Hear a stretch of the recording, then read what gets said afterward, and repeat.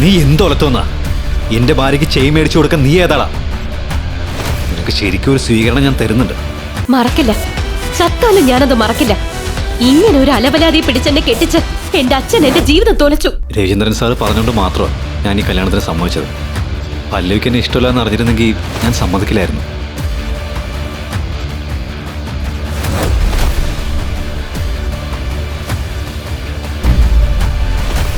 അബിയെ ഇങ്ങനെ ദേഷ്യത്തോടുകൂടി ഞാൻ കണ്ടിട്ടേയില്ല. ഇന്നവൻ വേറെ ആരോ ആയ പോലെ തോന്നി എനിക്ക്. ഇത് ആര് വാങ്ങിയതാണെന്ന് നിങ്ങൾക്ക് അറിയാമോ? അത് കോൺഫിഡൻഷ്യൽ ഇൻഫർമേഷനാ മാഡം. സോറി. ബോർഡിംഗ് ടൈം ആയി. Shall we move missus Abhimanyu Pillai? Abhimanyu Pillai?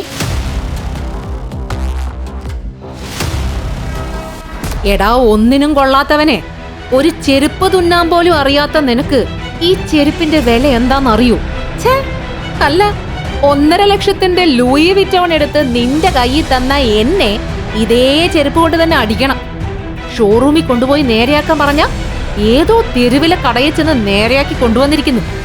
എടാ വിവരമില്ലാത്തവനെ, ഇതൊക്കെ ഞാൻ എങ്ങനെയാ നാളത്തെ ഫംഗ്ഷൻ ഇടുന്നത്? ഛേ! അങ്ങനെ പറഞ്ഞുകൊണ്ട് തന്റെ കയ്യിലിരുന്ന ചെരുപ്പെടുത്ത് മരുമകൻ അഭിമന്യുവിന്റെ ദേഹത്തേക്ക് വലിച്ചെറിഞ്ഞ് ദേഷ്യം പ്രകടിപ്പിച്ചു മാലിനി എന്ന അവന്റെ അമ്മായിയമ്മ.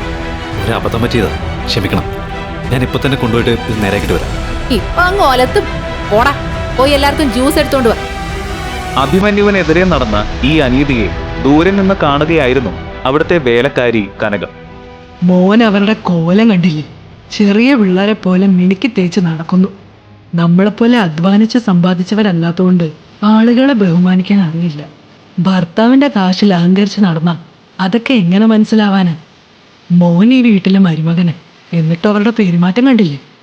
ഈ കഷ്ടപ്പാടൊക്കെ നീ എന്തിനാ സഹിക്കുന്ന മോനെ? ഇതൊക്കെ നിന്റെ അച്ഛനും അമ്മയും കണ്ടിരുന്നെങ്കിൽ അവർക്ക് സഹിക്കൂ. അതിന് അവരിവിടെ ഇല്ലല്ലോ. പോട്ടെ ചേച്ചി, രവീന്ദ്രൻ സാർ പറഞ്ഞുകൊണ്ട് മാത്രമാണ് ഞാൻ ഈ കല്യാണത്തിന് സമ്മതിച്ചത്. പല്ലവിക്ക് എന്നെ ഇഷ്ടമില്ല എന്ന് അറിഞ്ഞിരുന്നെങ്കിൽ ഞാൻ സമ്മതിക്കില്ലായിരുന്നു എന്ന് ഇടറിയ ശബ്ദത്തിൽ നിസ്സംഗമായി അഭിമന്യു കനകത്തിനോട് പറഞ്ഞു. സാരമില്ല മോനെ, എല്ലാം നേരെയാവും. ആ ജോത്സ്യൻ പറഞ്ഞത് കേട്ടില്ലേ? നാളെ നിന്റെ ജീവിതം മാറാൻ പോവാന്ന്. നിന്റെ ജാതകത്തില് രാജയോഗമുണ്ട്.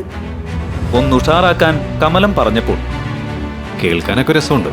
സത്യാ മോനെ, ഇത് നടന്നിരിക്കും. മോനെ, നാളെ നിന്റെ പിറന്നാളല്ലേ? പല്ലവി മോൾക്കത് അറിയോ?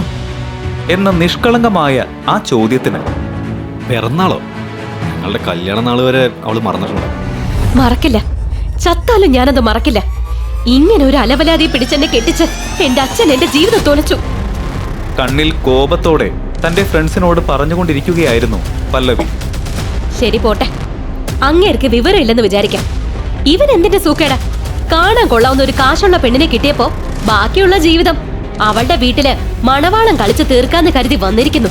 നാണം കെട്ടാൻ. അപ്പോൾ അവളുടെ ആൺ സുഹൃത്ത് ഒരുവൻ, അത് വിടുപല്ലവി. 6 മാസങ്ങൾക്ക് മുൻപ് പല്ലവിയിൽ നിന്ന് ഇത് പ്രതീക്ഷിക്കാത്ത അഭിമന്യു ഞെട്ടലിൽ ഒരു ശില പോലെ നിന്നു.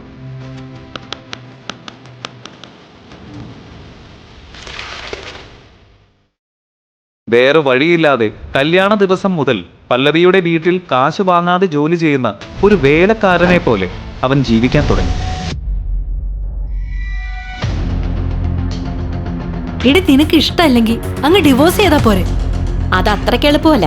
ഞാൻ അങ്ങനെ കയറി അവനെ ഡിവോഴ്സ് ചെയ്താ അച്ഛന്റെ സ്വത്തിൽ ഒരു തരി എനിക്ക് കിട്ടില്ല. കാരണം ഈ കല്യാണം അങ്ങേര് ഉറപ്പിച്ചതാ. അപ്പോ ഇതാണോ ഇനി നിന്റെ വിധി? അല്ല, 3 ദിവസത്തിന് ശേഷം അമേരിക്കയില് 200 കോടി പ്രോജക്റ്റ് സൈൻ ചെയ്യാൻ പോവല്ലേ. അത് കഴിഞ്ഞ് വന്നതിന് ശേഷം ആ പിച്ചക്കാരനെ ഞാൻ വീട്ടിൽ നിന്ന് വലിച്ച് പുറത്തേക്കറി. നീ കണ്ടോ? എന്നു പറഞ്ഞ കോപത്തോടെ പല്ലവി ഒരു ഷോട്ട് കുടിച്ചു. പിറ്റേ ദിവസം ധൃതിയിൽ പല്ലവി തന്റെ വസ്ത്രങ്ങളെല്ലാം പാക്ക് ചെയ്തുകൊണ്ടിരിക്കെ അബി തന്റെ പോയതിന് കുറച്ചു സമയത്തിനുള്ളിൽ തന്നെ അവളുടെ അച്ഛൻ വളരെ ഹാപ്പിയായി ആ വീട്ടിലേക്ക് കയറി വന്നു. മോനെ, എടാ മരുമോനെ. ഈ കുടുംബത്തിൽ തന്നെ മരുമോനെ എന്ന് വിളിക്കുന്ന ഏക വ്യക്തി അദ്ദേഹം ആയതുകൊണ്ട് വളരെ സന്തോഷത്തോടു കൂടി വന്ന് അവൻ അദ്ദേഹത്തിന്റെ അടുത്ത് നിന്നു. Many more happy returns of the day my dear. ഒരാളെങ്കിലും ഇത് ഓർമ്മിച്ചു വെച്ചുവല്ലോ എന്ന സന്തോഷത്തിലായിരുന്നു അബി. ചേച്ചി, ഇവന്റെ ബർത്ത്ഡേ കേക്ക് ഫ്രിഡ്ജിൽ വെച്ചിട്ടുണ്ട്, അതൊന്ന് എടുത്തോണ്ട് വരും. ഓ, കൊണ്ടുവരാൻ സാർ. പല്ലവി വിഷ് ചെയ്തോ? ആ, ചെയ്തിരുന്നു. അബിയുടെ ആ സന്തോഷം ഒരു നിമിഷം പോലും നിലനിന്നില്ല. സാർ, ഇതിൽ കേക്കൊന്നും ഇല്ലല്ലോ. ശ്രദ്ധിച്ചു നോക്ക് ചേച്ചി, അത് അവിടെ തന്നെ ഉണ്ട്. ഇല്ല സാർ, ഇവിടെ കേക്കൊന്നും കാണുന്നില്ല. ഇല്ലേ? വാങ്ങി ഞാൻ ഫ്രിഡ്ജിൽ വെച്ചാണല്ലോ. എന്ന് പറഞ്ഞ് തിരിഞ്ഞു നോക്കിയ രവി കണ്ടത് ആ കേക്ക് കഴിക്കുന്ന അവരുടെ വീട്ടിലെ ടിനോ എന്ന പട്ടിയെയാണ്. അത് കണ്ട് ദേഷ്യം വന്ന രവി, മാലിനി ഇത് മുൻകൂട്ടി മനസ്സിലാക്കിയ ജാനകി ഫോണിൽ സംസാരിക്കുന്നു എന്ന് അഭിനയിച്ച് ഒരു അഹങ്കാരത്തോടെ അവരുടെ മുന്നിലേക്ക് വന്നു. ഇവന്റെ പെരുന്നാളിന് മേടിച്ച കേക്ക് ആരാ ടിനോയ്ക്ക് കൊടുത്തത്? അയ്യോ, മരുമോൻ സാറിന്റെ പിറന്നാളായിരുന്നോ ഇന്ന്? അയ്യോ, ഇതറിയാതെ ഞാൻ ഈ കേക്ക് ആ ടിനോന് കൊടുത്തല്ലോ എന്ന് മാലിനി കളിയാക്കിക്കൊണ്ട് പറഞ്ഞപ്പോൾ, എന്താ ചേട്ടാ, കുറച്ച് കോസ്റ്റ്ലി ആയിട്ടുള്ള കേക്ക് മേടിച്ചൂടെ മരുമോന്? ഞാൻ വിചാരിച്ചു ഇത് പട്ടിക്കെങ്ങാനും കൊടുക്കാൻ മേടിച്ചതാണെന്ന്. ദേഷ്യത്തിൽ ചുവന്ന കണ്ണുകളുമായി അവളെ നോക്കി നിൽക്കുന്ന രവികുമാർ, ഇദ്ദേഹത്തെ പോലൊരു മഹാന്. എടീ, അങ്കിൾ, ഞാൻ കാരണം നിങ്ങൾ ഒരിക്കലും തല്ലുകൂടാൻ പാടില്ല. അങ്കിൾ വിഷ് ചെയ്തപ്പോൾ തന്നെ എനിക്ക് സന്തോഷമായി. എന്നെ അനുഗ്രഹിക്കണം എന്ന് പറഞ്ഞ് അഭി രവിചന്ദ്രന്റെ അനുഗ്രഹം മേടിക്കുന്നു. അവനെ അയാൾ ഒരു വാത്സല്യത്തോടെ കെട്ടിപ്പിടിക്കുന്നു. അതേ സമയത്ത് തന്നെ അഭിയുടെ ഫോണിലേക്ക് പല്ലവിയുടെ ഒരു ടെക്സ്റ്റ് മെസ്സേജ് വരുന്നു. ജീവിതത്തിൽ ആദ്യമായി തനിക്ക് അവൾ ഒരു മെസ്സേജ് അയച്ചതിൽ സന്തോഷിച്ചുകൊണ്ട് അവളെ കാണാൻ വേണ്ടി അയാൾ ചെല്ലുന്നു. തന്റെ പിറന്നാൾ അവൾ ഓർമ്മിച്ച് എന്തോ സർപ്രൈസ് തരാൻ വിളിച്ചതാണെന്ന് കരുതി അവൻ സന്തോഷിക്കുന്നു. വഴിയിൽ അവൾക്കൊരു ഫ്ലവർ ബൊക്കെ നൽകുന്നതിന് വണ്ടി നിർത്തി അഭി ഇറങ്ങുന്നു. ആ സമയത്ത് അവന് മറ്റൊരു ഫോൺ കോൾ വരുന്നു. പല്ലവിയുടെ സഹോദരനാണ് അവനെ വിളിക്കുന്നത്. എടാ, ഒരു പണിയുമില്ലാത്ത നിനക്ക് 2 ചെരുപ്പ് തയ്ച്ചിട്ട് വരാൻ 2 ദിവസം വേണം. നിന്നെപ്പോലെ ഒരുത്തിനെ പിടിച്ച് എന്റെ പെങ്ങളെ കെട്ടിച്ച തന്തയെ പറഞ്ഞാൽ മതിയല്ലോ. അത് കേട്ട് ദേഷ്യം വന്ന അഭി, നോക്ക്, സംസാരിക്കുമ്പോൾ സൂക്ഷിച്ച് സംസാരിക്കണം. എടാ, ഇന്നെൻ്റെ പിറന്നാളാണ്. അതുപോലും മനസ്സമാധാനമായിട്ട് ആഘോഷിക്കാൻ സമ്മതിക്കാതെ എന്തിനാ നീ നിന്റെ അമ്മയെ എന്നെ ഇങ്ങനെ പെടാപ്പാട് പെടുത്തുന്നത്? എടാ, ഒരു പ്രായം കഴിഞ്ഞ ബർത്ത്ഡേ നന്നായി സമ്പാദിച്ചവരും ലൈഫിൽ സെറ്റിലായവരും ഒക്കെ മാത്രമേ ആഘോഷിക്കാറുള്ളൂ. നിന്നെപ്പോലെ ഭാര്യയുടെ വീട്ടില് ഓസിന് ചോറും കറിയും അടിച്ചുകൊണ്ടിരിക്കുന്ന അവന്മാർക്ക് എന്തിനാ ഇത്തരം ആഘോഷങ്ങളൊക്കെ? മര്യാദയ്ക്ക് പോയി ചെരുപ്പ് തയ്ച്ചു വാ. 2 എക്സ്ട്രാ പീസ് ചോറിന്റെ കൂടെ തരാൻ ഞാൻ പറയാം. അതല്ല 4 കഷ്ണം വേണമെങ്കിൽ അതും തരാം. ഇത് മതിയാവില്ലേ ബർത്ത്ഡേ ഗിഫ്റ്റായിട്ട്? പോയി ആ ചെരുപ്പ് തയ്ച്ചിട്ട് വാടാ. കളിയാക്കി പല്ലവിയുടെ സഹോദരൻ ഫോൺ വെച്ചപ്പോൾ ഒരു നിമിഷം ദേഷ്യത്തിൽ തന്റെ അമ്മായിയമ്മയുടെ ചെരുപ്പെടുത്ത് ദേഷ്യത്തോടെ റോട്ടിൽ വലിച്ചെറിയാൻ അഭി ശ്രമിക്കുന്നു. പക്ഷെ ചെയ്യുന്നില്ല. ചേട്ടാ, ഇതിവിടെ ഇരിക്കട്ടെ, ഞാൻ തിരിച്ചു വരുമ്പോൾ എടുത്തോളാം. ശരി. പല്ലവിയെ കാണാനുള്ള ഉത്സാഹത്തിൽ അഭി അവളുടെ ഓഫീസിലെത്തി. വണ്ടി പാർക്ക് ചെയ്ത് ഇറങ്ങി നടക്കാൻ പോകുന്നതിന് മുൻപ് തന്നെ ഒരു കാർ വന്ന് ആ ബൈക്കിലിടിച്ചു. ആ കാറിൽ നിന്നും പുറത്തു വന്ന അവളുടെ ഫ്രണ്ട് തന്റെ തെറ്റ് മറയ്ക്കുന്നതിന് വേണ്ടി അഭിയോട് ആവശ്യമില്ലാതെ ചൂടാവുന്നു. നിനക്കെന്താടാ കണ്ണ് കണ്ടൂടെ? നിന്റെ പാട്ട വണ്ടി കൊണ്ടുവന്നിരിക്കാൻ എൻ്റെ കാറേ കിട്ടിയുള്ളൂ. നീ കാരണം എൻ്റെ വണ്ടിയിൽ സ്ക്രാച്ച് വീണു. അലവലാതി. അതും പറഞ്ഞ് ദേവ ചൂടായപ്പോൾ അഭിക്ക് വല്ലാതെ ദേഷ്യം വന്നു. മര്യാദയ്ക്ക് സംസാരിക്കണം. ഇവിടെ മാറ്റി പാർക്ക് ചെയ്യാൻ പറഞ്ഞാൽ ഞാൻ മാറ്റിയാൻ. അതിന് കൊണ്ടുവന്നിരിക്കേണ്ട കാര്യമുണ്ടോ? ശരിക്കും ചൂടാവേണ്ടത് ഞാനാ എന്ന് പറഞ്ഞ് അഭിയെ ഒന്ന് കണ്ണോടിച്ച് അവൻ നോക്കി. ഒന്ന് ചൂടായി നോക്ക്. കാണാൻ ഒരു പിച്ചക്കാരനെ പോലെ ഇരിക്കുന്ന നിന്നെയൊക്കെ ആരടാ നിന്റെ ഉള്ളിലേക്ക് കയറ്റി വിട്ടത്? ഇനി ഒരു തവണ കൂടി ഞാൻ ഇവിടെ നിന്നെ കണ്ടുപോകരുത്. ഓടാ ഇവിടെ നിന്ന്. ഇത്രയൊക്കെ നടന്നിട്ടും തന്റെ കോപത്തെ മൊത്തം ഒതുക്കി പല്ലവിയെ കാണാൻ വേണ്ടി അഭി ലിഫ്റ്റിൽ കയറി ചെല്ലുന്നു. ഇല്ല, നെക്ലസ് കാണുന്നില്ല. എവിടെ പോയിന്നറിയില്ല. അത് അവിടെ എവിടെയെങ്കിലും കാണും. ഇല്ല, ഞാൻ മുഴുവൻ നോക്കിയതാ. മിക്കവാറും ഇത് അഭി ചെയ്തതാവും.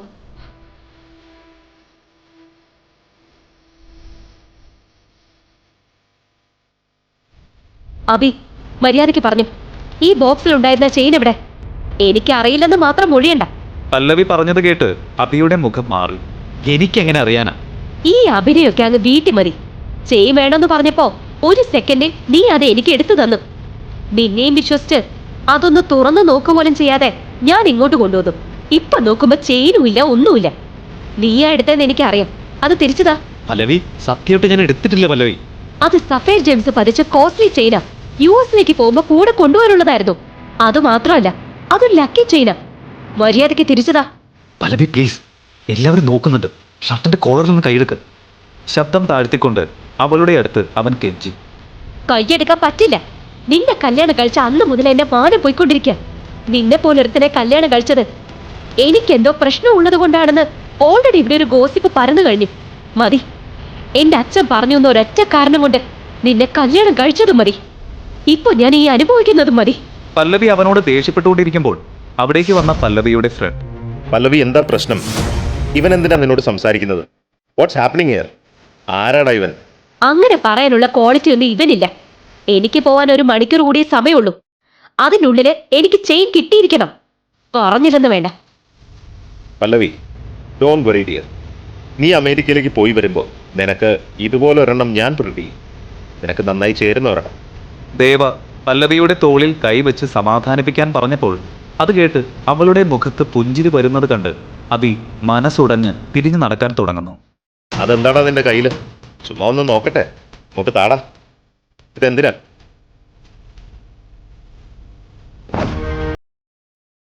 പിറന്നാൾ ആശംസകൾ സ്വീകരിക്കാൻ വന്നവൻ കള്ളൻ എന്ന പട്ടത്തോടെ തിരിഞ്ഞു നടന്നു. പാർക്കിങ്ങിൽ ഒരു ഭ്രാന്ത് പിടിച്ചവനെ പോലെ നിന്നിരുന്ന അവന് കനകത്തിന്റെ ഫോൺ വരും. ഹലോ. മോനെ, ആ ചെയിൻ ഇവിടെ എവിടെയില്ല. ഇനിയിപ്പോ നീ എന്ത് ചെയ്യും മോനെ? എന്ന് ചോദിച്ച കനകത്തോട് എനിക്കറിയില്ല ചേച്ചി. ഒരു പാവമായി അബി പറഞ്ഞു. എന്റെ താലി ചെയിൻ തന്നു കഴിഞ്ഞാൽ അത് വെച്ച് മറ്റേ ചെയിൻ പോലെ ഉണ്ടാക്കി കൊടുക്കാൻ പറ്റുമോ? കമലം സഹായിക്കാൻ വേണ്ടി ചോദിച്ചപ്പോൾ പെട്ടെന്ന് അവൻ തളർന്നിരുന്ന് കരഞ്ഞുപോയി. മോനെ, മോനെ, മോനെ. ചേച്ചി, അങ്ങനെ ചോദിക്കാനുള്ള മനസ്സുണ്ടല്ലോ, അത് മതി ചേച്ചി. ഇത് ഞാൻ നോക്കിക്കോളാം. ശരി മോനെ. പല്ലവി ദേഷ്യത്തിൽ അവളുടെ ചെയറിൽ ഇരിക്കുന്നു. അവളുടെ ചുറ്റും അവളുടെ ഫ്രണ്ട്സും നിൽക്കുന്നുണ്ടായിരുന്നു. പല്ലവിയുടെ ഫ്രണ്ട് അവളെ സമാധാനിപ്പിച്ചു കൊണ്ടിരുന്നു. ഇങ്ങനെ വാശി പിടിക്കല്ലേ പല്ലവി. ചെക്ക് ഇൻ ചെയ്യാൻ ഇനി 1/2 മണിക്കൂർ പോലും ഇല്ല. അവൻ ഈ സമയം കൊണ്ട് അതൊക്കെ വിറ്റിട്ടുണ്ടാവുന്നേ. അതെ പല്ലവി, അവൻ പറയുന്നത് കേക്ക്. അമേരിക്കൻ യാത്ര അത്രയ്ക്ക് ഇമ്പോർട്ടന്റാ. തിരിച്ചു വന്നിട്ട് വേണമെങ്കിൽ കംപ്ലൈന്റ് ചെയ്യാം. സമയമായില്ലേ, പോവാൻ നോക്ക് പല്ലവി. എല്ലാവരും പറഞ്ഞപ്പോൾ പകുതി മനസ്സോടെ സ്യൂട്ട് കേസ് എടുത്ത് യാത്രയാകുന്നു പല്ലവി. 1 മിനിറ്റ്, വണ്ടി ഒന്ന് നിർത്ത്. എന്തുപറ്റി? അവന്റെ വണ്ടി കാണുമ്പോ തന്നെ എനിക്ക് ദേഷ്യം വരുന്നു. ഇടിച്ച് നുറുക്കടാ. പല്ലവി കോപത്തോടു കൂടി പറഞ്ഞപ്പോൾ പല്ലവിയുടെ സുഹൃത്ത് വേഗത്തിൽ വണ്ടി ഓടിച്ച് അവന്റെ ബൈക്ക് ഇടിച്ച് തെറിപ്പിക്കുന്നു. പെട്ടെന്ന് എതിരെ ഒരു ഓട്ടോറിക്ഷ വന്നു നിൽക്കുന്നു. പെട്ടെന്ന് കാർ നിർത്തുന്നു.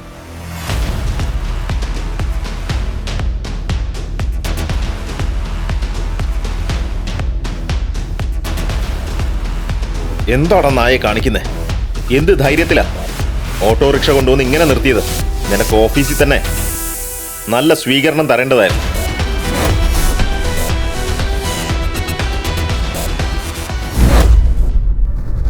നീ എന്തൊലത്തോന്നാ? എന്റെ ഭാര്യയ്ക്ക് ചെയിൻ മേടിച്ചു കൊടുക്കാൻ നീ ഏതാളാ?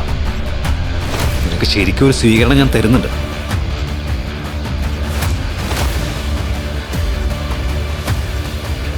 ഇത് കണ്ടോ പല്ലവി? നീ ചെയിൻ കട്ടോണ്ട് പോയിട്ട് അവന്റെ മിക്കിട്ട് കയറുന്നോ? നിനക്കൊക്കെ എന്ത് യോഗ്യതയുള്ളത്? കണ്ടോ പല്ലവി? ഇവൻ തന്നെയാ ചെയിൻ മോഷ്ടിച്ചത്. ആശ്ചര്യത്തോടു കൂടി നിന്ന പല്ലവിയുടെ കയ്യിൽ അവൻ അത് വെച്ചു കൊടുക്കുന്നു. നീ ഒരു ടെൻഷനും ഇല്ലാതെ അമേരിക്കയിൽ പോയി മീറ്റിംഗ് ഒക്കെ തീർത്തിട്ട് വാ. All the best. ഇവന്റെ ഒക്കെ അടുത്ത് വർത്തമാനം പറഞ്ഞു നിന്ന് ടൈം വേസ്റ്റ് ചെയ്യല്ലേ പല്ലവി. ഫ്ലൈറ്റിന് സമയമായി, പോവാം. എടാ, വേണ്ടത് കിട്ടി ബോധിച്ചു കഴിഞ്ഞാൽ പിന്നെ മിണ്ടാതിരിക്കണം. ഞാൻ എൻ്റെ ഭാര്യയുമായി സംസാരിക്കാം. ഇനി നീ വാ തുറന്ന. നീ ഒന്നുകൊണ്ട് പേടിക്കേണ്ട പല്ലവി. നീ ഇന്ന് യുഎസിലേക്ക് എന്തായാലും പോയിരിക്കും. സമാധാനമായിട്ട് പോയിട്ട് വാ. Don't worry. ബൈ. അബിയെ ഇങ്ങനെ ദേഷ്യത്തോടുകൂടി ഞാൻ കണ്ടിട്ടേ ഇല്ല. ഇന്നവൻ വേറെ ആരോ ആയ പോലെ തോന്നി എനിക്ക്. ട്രാഫിക്കിൽ എങ്ങനെയൊക്കെയോ കഷ്ടപ്പെട്ട് വിമാനത്താവളത്തിലെത്തിയെങ്കിലും അകത്തേക്ക് കയറിയ അവൾക്ക് ആ വിമാനം യാത്ര തുടങ്ങിയെന്ന് ഞെട്ടിക്കുന്ന സത്യമാണ് മനസ്സിലാക്കാൻ കഴിഞ്ഞത്. ഇതിനെല്ലാം കാരണം ആ അബിയ. പല്ലവി ഇങ്ങനെ പുലമ്പിക്കൊണ്ടിരുന്നപ്പോൾ നിങ്ങള് പല്ലവിയല്ലേ? യെസ്. നിങ്ങളുടെ ഫ്ലൈറ്റ് മിസ്സായി. മാഡം വിഷമിക്കണ്ട. പിള്ളൈ ഗ്രൂപ്പ് ഓഫ് കമ്പനീസ് അവരുടെ ചാർട്ടേഡ് ഫ്ലൈറ്റ് നിങ്ങൾക്ക് വേണ്ടി റെഡിയാക്കിയിട്ടുണ്ട്. What? May see your passport? Sure. Passport എടുത്തപ്പോൾ അബി മോഷ്ടിച്ചു എന്ന് പറയുന്ന ആ മാല അതിന്റെ കൂടെ കണ്ട് പല്ലവി ഞെട്ടുന്നു. അബി എടുത്തു എന്ന് പറയുന്ന ചെയിനും ഇപ്പോൾ കിട്ടിയ ചെയിനും ഒരുമിച്ച് കണ്ടപ്പോൾ എങ്ങനെ 2 ചെയിൻ വന്നു? പല്ലവിയുടെ കയ്യിലുള്ള 2 ചെയിനുകളെയും കണ്ട് ആ എയർപോർട്ട് സ്റ്റാഫ് ഓ, അപ്പൊ നിങ്ങളാണല്ലേ ആ ലക്കി ലേഡി? ഇതൊരു ലിമിറ്റഡ് എഡിഷൻ സഫയർ മാലയാ. കുറച്ചു നേരം മുൻപാ ഇത് സൂറത്തിൽ നിന്ന് ഒരു ചാർട്ടേഡ് ഫ്ലൈറ്റിൽ വന്നത്. നിങ്ങൾക്ക് വേണ്ടി അത് വന്നതെന്ന് ഇപ്പോഴാ മനസ്സിലായി. ഇത് ആര് വാങ്ങിയതാണെന്ന് നിങ്ങൾക്ക് അറിയാമോ? അത് കോൺഫിഡൻഷ്യൽ ഇൻഫർമേഷനാ മാഡം. സോറി. ബോർഡിംഗ് ടൈം ആയി. Shall we move missus Abhimanyu Pillai? Abhimanyu Pillai?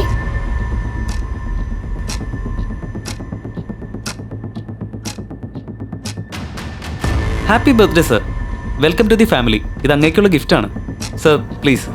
അത്ര വലിയ സന്തോഷമൊന്നുമില്ലാതെ അബി ആ കാറിൽ കയറിയിരുന്നു. എന്നിട്ട് തന്റെ പേഴ്സ് എടുത്ത് അതിലുള്ള അമ്മയുടെയും പല്ലവിയുടെയും ഫോട്ടോ അവൻ നോക്കുന്നു. പല്ലവി ഫ്ലൈറ്റ് കയറിയോ? ഇല്ല. എന്താ? പെട്ടെന്നൊന്ന് എൻട്രൻസ് ഗേറ്റ് വരെ വാ. എന്തിന്? അർജന്റാ, പെട്ടെന്ന് വാ. ശരി, വരാം.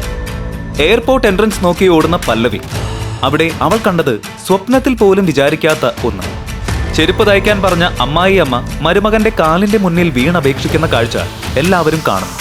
അതുമാത്രമല്ല, താലി വാങ്ങാൻ പോലും കാശില്ല എന്ന് പറഞ്ഞ ഭർത്താവ് തന്റെ ഭാര്യയ്ക്ക് വേണ്ടി ഒരു ചാർട്ടേഡ് ഫ്ലൈറ്റ് എങ്ങനെ സംഘടിപ്പിച്ചു? ബെൻസ് കാറിന് സ്വന്തക്കാരനായ ഒരുത്തൻ ഒരു പിച്ചക്കാരനായി അഭിനയിച്ചത് എന്തിന്? യുഎസിലേക്ക് യാത്രയാവേണ്ട ഒരു ഫ്ലൈറ്റ് പോലും ആ പിച്ചക്കാരന് വേണ്ടി കാത്തു നിൽക്കുന്നത് എന്തിന്? ആരാണ് ഈ അഭിമന്യു പിള്ളൈ? ഈ കഥ തുടർന്ന് കേൾക്കുന്നതിനായി ഇപ്പോൾ തന്നെ പോക്കറ്റ് FM ആപ്പ് ഇൻസ്റ്റാൾ ചെയ്യൂ. Link in description.